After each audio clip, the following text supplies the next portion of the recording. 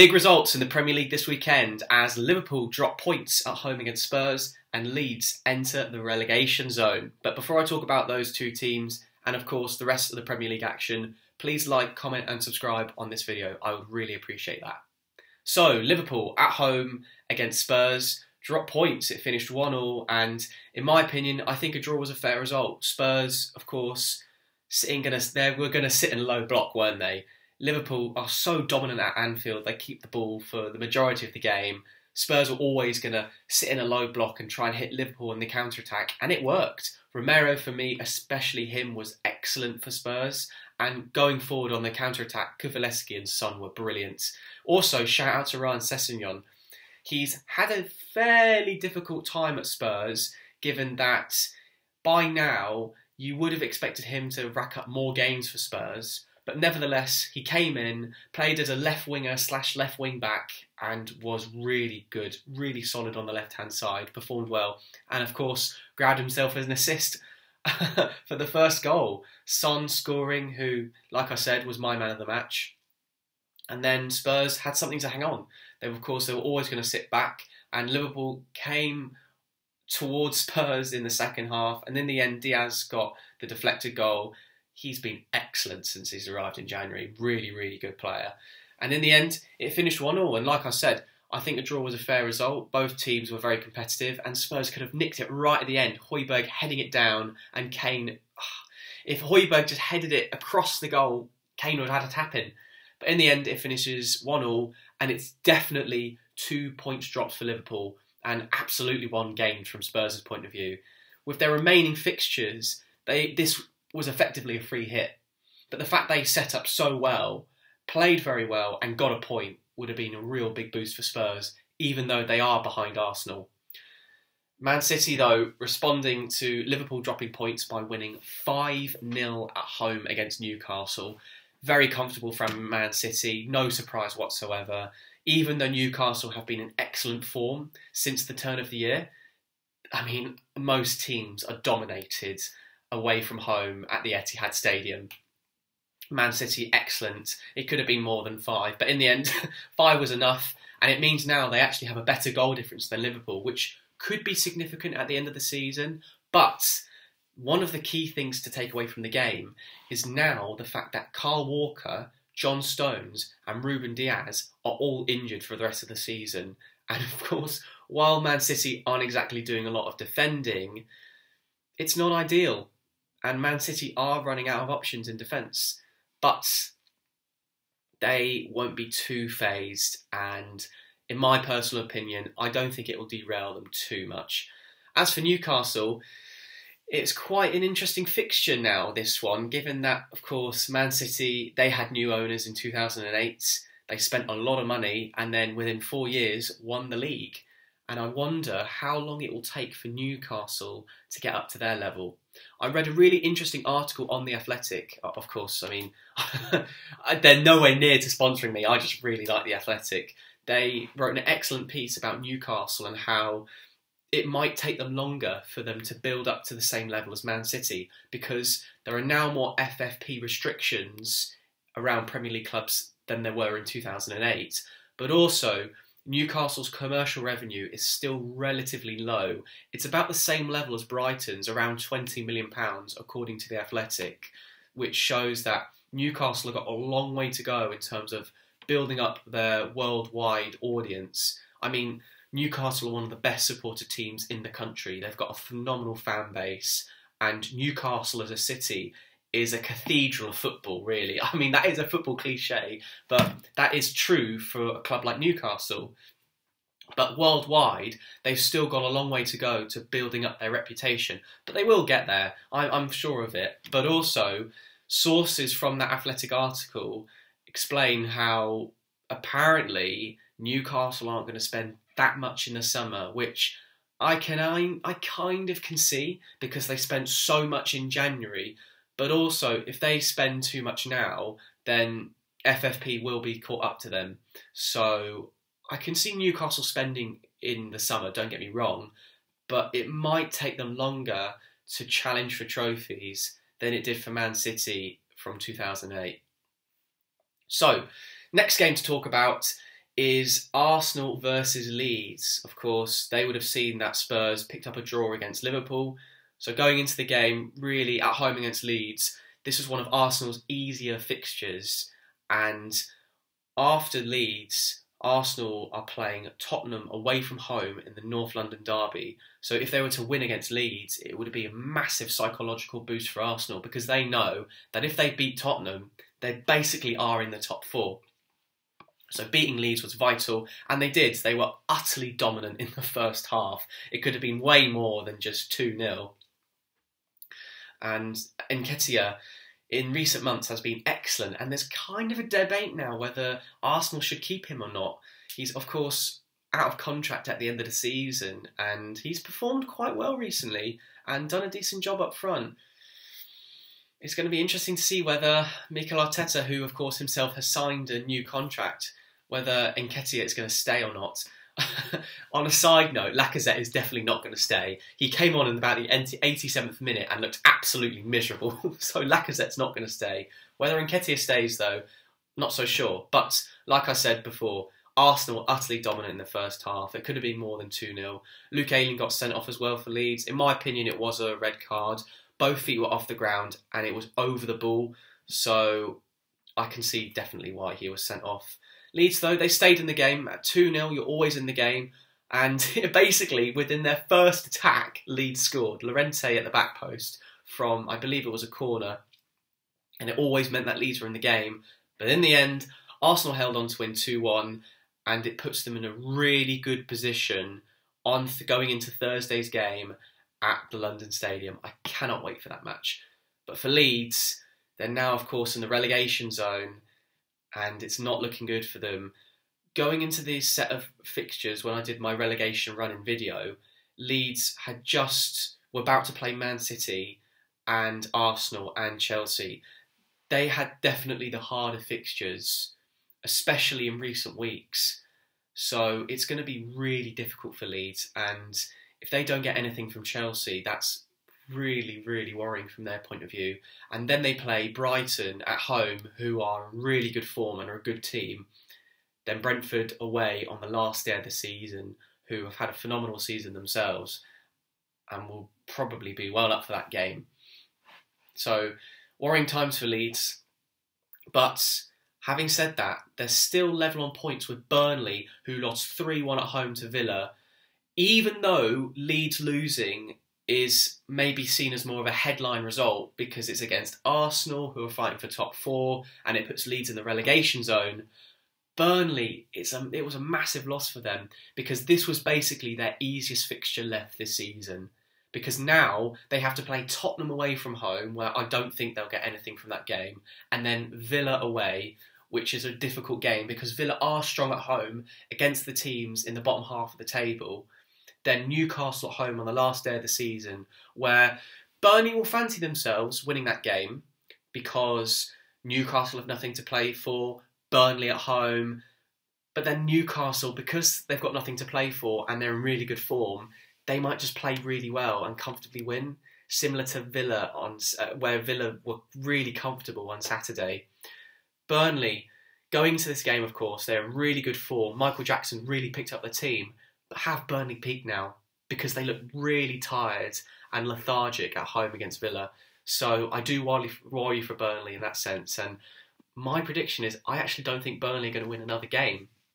So from Leeds' point of view, if they can just maybe pick up a point against Chelsea and then win at home to Brighton, which is difficult because Brighton are a good team, but if Leeds can win their home game against Brighton, they've still got a massive chance of staying up.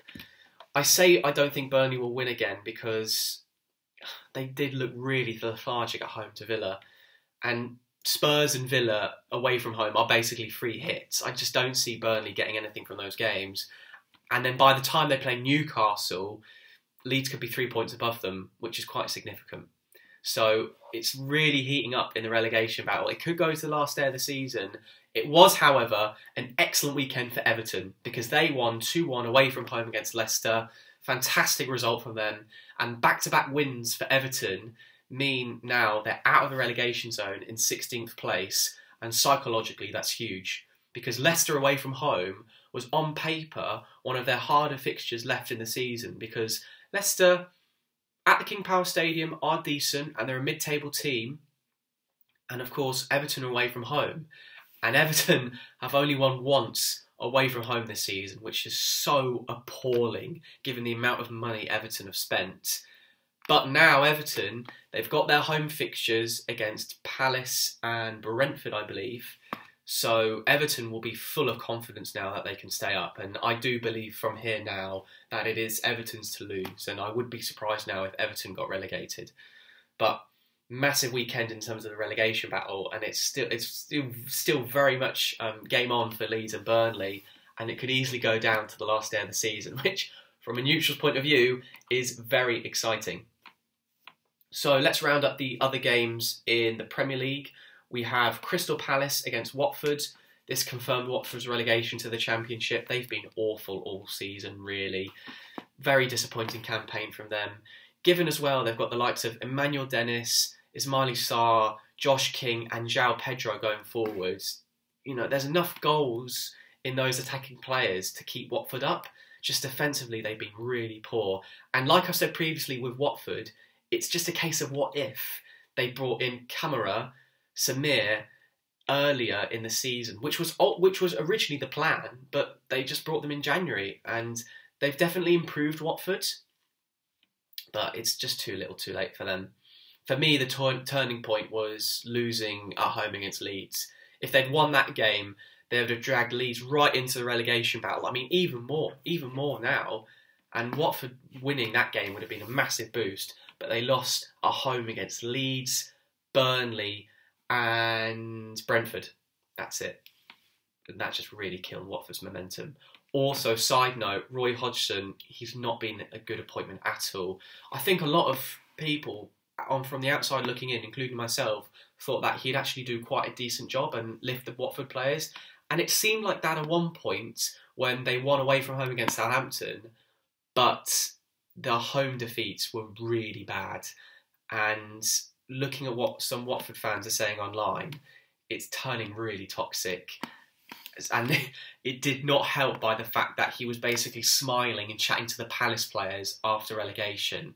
If he did that maybe privately, well after the match, it wouldn't have been so bad.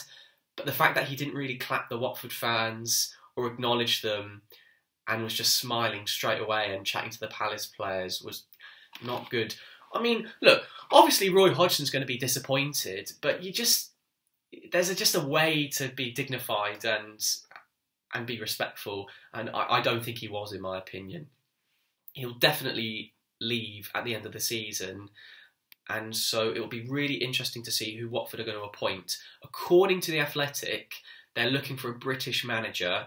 I think personally it should be Diego Martinez, who wants the job and is in England, has been in England, I think he's been in England now for a little bit, is keen for the Watford job. And looking at the English managers available, I'm not sure. The only one I can think of is Sean Dyche, because he's previously managed at Watford, and it's more of a similar style of football than the likes of Liam Manning and Russell Martin, who have both been linked with the job. They're very possession-oriented managers, whereas Sean Dyche is more akin to Watford, which is a bit more front foot, pressing from the front, aggressive. So Roy Hodgson will definitely leave. I'm very intrigued to see who they're going to appoint. I don't think they'll do as bad as next season as Norwich, who, of course, this weekend lost 4-0 at home to West Ham.